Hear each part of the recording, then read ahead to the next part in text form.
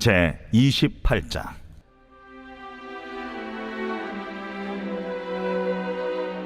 너는 이스라엘 자손 중 네 형 아론과 그의 아들들 곧 아론과 아론의 아들들 나답과 아비후와 엘르아살과 이다마를 그와 함께 내게로 나아오게 하여 나를 섬기는 제사장 직분을 행하게 하되 네 형 아론을 위하여 거룩한 옷을 지어 영화롭고 아름답게 할지니 너는 무릇 마음에 지혜 있는 모든 자 곧 내가 지혜로운 영으로 채운 자들에게 말하여 아론의 옷을 지어 그를 거룩하게 하여 내게 제사장 직분을 행하게 하라.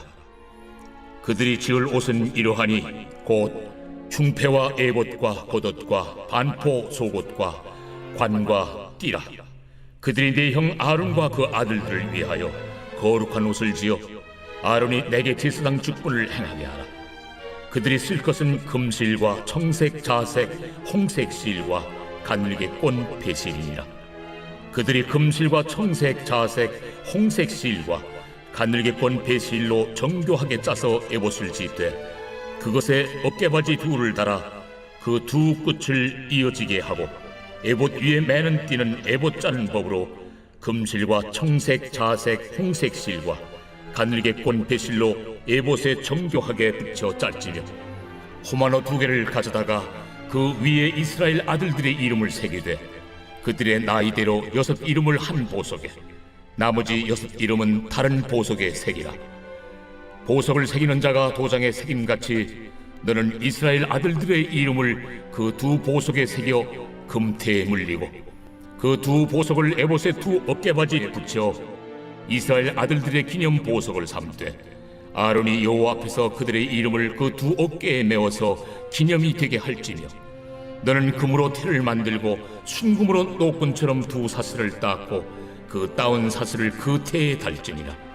너는 판결 흉패를 에봇 짜는 방법으로 금실과 청색, 자색, 홍색 실과 가늘게 꼰 배실로 정교하게 짜서 만들되 길이와 너비가 한 뼘씩 2겹으로 네모 반듯하게 하고 그것에 4줄로 보석을 물리되 첫 줄은 홍보석, 황옥, 녹쪽이요 둘째 줄은 석류석, 남보석, 홍만호요 셋째 줄은 호박, 백만호, 자수정이요 넷째 줄은 녹버섯, 호만호, 벽옥으로 다 금태에 물릴지니 이 보석들은 이스라엘 아들들의 이름대로 12이라.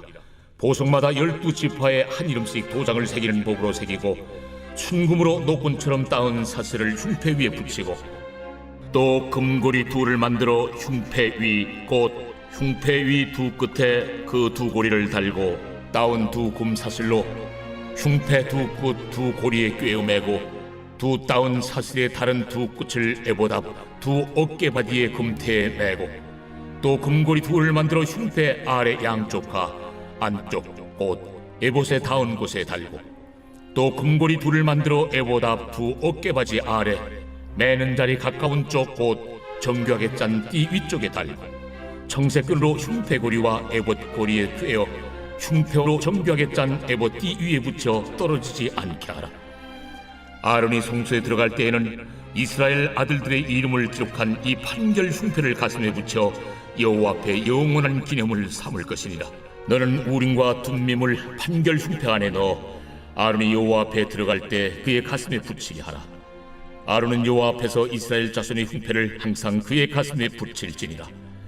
너는 에봇 받침 겉옷을 전부 청색으로 하되 두 어깨 사이에 머리 들어갈 구멍을 내고 그 주위에 갑옷깃같이 깃을 짜서 찢어지지 않게 하고 그 옷 가장자리로 돌아가며 청색, 자색, 홍색 실로 석류를 수놓고 금방울을 간격을 두어 달되 그 옷 가장자리로 돌아가며 한 금방울 한 석류 한 금방울 한 석류가 있게 하라. 아론이 입고 여호와를 섬기러 성소에 들어갈 때와 성소에서 나올 때에 그 소리가 들릴 것이라. 그리하면 그가 죽지 아니하리라. 너는 또 순금으로 패를 만들어 도장을 새기는 법으로 그 위에 새기되 여호와께 성결이라 하고 그 패를 청색 끈으로 관 위에 매되 곧 관 전면에 있게 하라. 이 패를 아론의 이마에 두어 그가 이스라엘 자손이 거룩하게 드리는 성물과 관련된 죄책을 담당하게 하라. 그 패가 아론의 이마에 늘 있으므로 그 성물을 여호와께서 받으시게 되리라. 너는 가는 배실로 반포소 옷을 짜고 가는 배실로 관을 만들고 띠를 수놓아 만들지니라. 너는 아론의 아들들을 위하여 속옷을 만들며 그들을 위하여 띠를 만들며 그들을 위하여 관을 만들어 영화롭고 아름답게 하되 너는 그것들로 네 형 아론과 그와 함께한 그의 아들들에게 입히고 그들에게 기름을 부어 위임하고 거룩하게 하여 그들이 제사장 직분을 내게 행하게 할지며 또 그들을 위하여 배로 속바지를 만들어 허리에서부터 두 넓적다리까지 이르게 하여 하체를 가리게 하라. 아론과 그 아들들이 회막에 들어갈 때에나 제단에 가까이 하여 거룩한 곳에서 섬길 때 그것들을 입어야 죄를 짊어진 채 죽지 아니하리니 그와 그의 후손이 영원히 지킬 규례니라. 할렐루야. 사랑하는 성도 여러분, 오늘은 출애굽기 28장입니다. 먼저는 한 가지를 같이 나누기를 원하는데요. 여러분, 모세의 세 번째 시내산 등정 때에 그는 하나님으로부터 성소를 제작하는 규례, 또 제사장의 의복을 만들고 또 제사장 위임식을 진행하는 규례를 받습니다. 이것이 출애굽기 25장에서 31장, 7장에 걸쳐 이어지고 있는 것이죠. 그런데 왜 하나님이 이 규례들을 주셨다고요? 이것을 다시 한번 분명히 짚고 넘어갑시다. 그 이유는 하나님의 백성 만드시려고 였습니다. 군대 가면 훈련소에서 일반인이 군인의 모습으로 조금씩 갖춰지듯 시내산 11개월 동안 이스라엘은 하나님이 다스리는 백성은 어떤 백성인지를 배워가고 있는 중인 것입니다. 그런데 하나님의 백성은 어떤 백성이라 말씀을 드렸죠? 그 핵심이 하나님과 함께 거하여 하나님과 교제하는 백성, 이게 하나님 백성의 핵심이라고 말씀을 드렸죠. 이 말씀을 오늘도 붙잡고 오늘 본문을 살펴보기를 원합니다. 오늘 출애굽기 28장은 제사장의 의복에 관련한 규례인데요. 이 부분을 읽으면서 보통은 너무 어려워서 금세 흥미를 잃거나 또 오늘을 사는 우리가 왜 3400년 전 제사장의 옷을 알아야 하지? 라고 생각하며 이렇게 장을 쉽게 넘기기가 일쑤입니다. 그러나 그렇게 생각할 것이 아닙니다. 이렇게 제사장의 옷을 세밀하게 알려주시는 하나님의 마음이 어떠하신지를 우리가 헤아려 봐야 하겠습니다. 그러면 본문이 잘 이해가 안 돼도 은혜가 되는 것이 있어요. 하나님이 얼마나 백성들과 만나고 싶으시면 이렇게나 자세하게 옷 하나 만드시는 일을 디자인하시고 알려주셨을까? 우리가 그렇게 생각하면 그 다음에 읽는 본문은 큰 은혜가 있을 것입니다. 지금을 사는 우리에게는 제사장의 옷을 재현하여 입을 필요가 없습니다. 왜냐하면 하나님께 나아가는 제사가 우리 주 예수 그리스도로 말미암아 그 모든 과정이 완성되었기 때문이죠. 더 이상 우리는 제사장의 옷을 입어야만 성소에 들어가는 것이 아닙니다. 대신에 우리가 이미 입고 있는 예수 그리스도에 오시면 모든 성도는 하나님의 지성소까지 나아갈 수가 있습니다. 그렇다면 왜 우리가 출애굽기 28장의 본문을 읽고 또 알아야 하는 것일까요? 그것은 제사장의 의복은 다시 재현할 필요는 없지만 그 의복에 담긴 하나님의 계획과 뜻은 지금도 우리에게 유의미하기 때문입니다.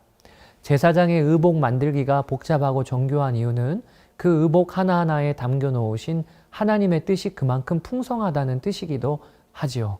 하나하나씩 여러분 살펴보실까요? 1절에서 5절에 하나님은 제사장의 의복을 만들라고 하십니다. 하나님은 먼저 제사장이 누구인지 지명해 주십니다. 그것이 아론과 그의 아들들이에요. 아론에게는 네 아들이 있었는데 순서대로 나답, 아비후, 엘르아살, 이다말이었습니다. 이들은 제사장의 직무를 감당해야 할 자들이었고 그 중에서도 아론은 대제사장의 책무를 감당할 자로 세워집니다. 그러니까 아론은 1대 대제사장인 것이지요. 2대는 엘르아살이 되게 됩니다. 이들은 성소에서 직무를 담당할 때 거룩한 의복을 입어야 했습니다. 이 의복은 하나님이 지혜를 주신 자들로 하여금 만들게 하셨는데 그들이 쓰는 재료도 정해져 있었어요. 그것이 금실, 청색, 자색, 홍색 실, 가늘게 꼰 배실입니다. 성막에 사용됐던 것과 똑같은 재료죠. 제사장의 의복으로 만들 항목들은 흉패, 에봇, 겉옷, 속옷, 관, 띠입니다. 6절에서 14절에는 에봇을 만들고 그 어깨에 이스라엘의 이름을 새긴 보석을 붙이라고 하는 장면이에요. 에봇은 대제사장이 흰색 속옷을 입고 그 위에 파란색 겉옷을 입은 후에 착용하는 앞치마와 같은 형태가 바로 에봇입니다. 특이한 것은 이 에봇의 어깨띠 부분에 호마노로 큰 보석을 붙이고 그 보석에 이스라엘 12지파의 이름을 새긴다는 것입니다. 그러니까 각각 6지파 이름씩 두 보석에 새겨서 어깨에 이렇게 들이우게 되는 것이죠. 그러니까 대제사장이 에봇을 입을 때마다 그는 이스라엘 12지파의 이름이 새겨진 묵직한 호마노를 어깨 위에 진 것이지요. 그는 자신의 어깨를 누르는 12지파의 이름이 새겨진 호마노와 함께 하나님께 나아갔습니다. 저는 이 에봇과 그 위에 얹어진 12지파의 이름을 보면서 우리 그리스도인은 어떠한 존재인가를 생각해 보게 됩니다. 여러분, 우리 성도들은 왕 같은 제사장으로 부름을 받은 자들이에요. 그러기에 우리에게도 보이지는 않지만 영적인 에봇이 입혀져 있는 것입니다. 그리고 그 에봇 위에는 이름이 새겨져 있습니다. 우리가 평생 만나고 교제하는 사람들의 이름이 말입니다. 저는 이렇게 묵상이 되어졌어요. 우리는 하나님 앞에 한 독대자로 나아가지요. 그러나 항상 우리 어깨에는 다른 사람들의 이름이 늘 지어져 있는 것이에요. 하나님이 사랑하고 용서하라고 맡겨주신 사람들, 또 복음을 전하고 세우라고 맡겨주신 사람들 말입니다. 대제사장이 에봇을 입고 하나님께 나아갔을 때마다 내 어깨에 새겨진 12지파를 생각하고 그들을 위해 중보했을 것처럼 우리 또한 하나님께 나아갈 때마다 생각해야 합니다. 내 어깨에는 나의 가족, 내 직장 동료, 내 친구의 이름이 새겨져 있다. 나는 그들과 함께 지금 하나님 앞으로 나아간다. 그러니 여러분, 우리 그리스도인은 나만 온전해지는 것이 중요한 것이 아니라 함께 온전해지는 삶을 살아야 합니다. 나만 구원받는 삶이 중요한 것이 아니라 내 가족, 동료, 친구들, 하나님의 백성으로 함께 세우는 사명이 우리에게 있는 것입니다. 이것이 제사장이라 부름을 받은 모든 성도에게 주어진 거룩한 사명인 것입니다. 15절에서 30절은 판결 흉패를 만들고 그 위에 12지파를 상징하는 보석을 붙이라는 내용이에요. 대제사장은 에봇 위에 판결 흉패를 가슴에 붙이듯 매달아야 합니다. 판결 흉패 위에는 한 줄의 보석 3개씩 총 4줄, 12개의 보석이 달려 있습니다. 각각의 보석은 이스라엘 12지파를 의미하는 것으로 보석 위에는 한 지파씩의 이름을 새겨 놓았습니다. 하나님의 눈에는 자신의 백성 하나하나가 아름다운 보석과 같이 보이시나 봅니다. 또 12지파의 이름을 가슴 흉패에 새기심으로 마찬가지로 하나님의 가슴에도 영원히 지워지지 않는 너희들의 이름이 있다라고 말씀하시는 것 같습니다. 이렇게 12보석이 달린 흉패를 가슴에 붙인 대제사장이 곧 이스라엘 백성 전체를 대표하는 존재로 하나님께 나아가게 되는 것입니다. 이 흉패를 달고 대제사장이 하나님께 나아갈 때 하나님은 그 대제사장을 이스라엘 전체가 그분에게 나아오는 것으로 받으시는 거지요. 흉패 안쪽에는 우림, 빛이라는 뜻이고요. 둠밈, 완전이라는 뜻을 가지고 있는데 우림과 둠민을 넣었습니다. 이 우림과 둠민은 어떤 모양이었는지 또 어떤 용도였는지 추측만 할 뿐 아무도 확실히 몰라요. 단지 하나님의 뜻을 분별할 때 혹은 판결을 할 때 우림과 둠민 중에서 어떤 것을 꺼내는지에 따라 갈렸다고 추측할 수 있겠습니다. 마치 검은 돌이 나오면 yes, 흰 돌이 나오면 no 이런 것처럼 했겠지요. 자, 이어지는 31절에서 43절은 제사장의 나머지 옷의 규례입니다. 대제사장이 입는 파란색 겉옷이 등장하는데요.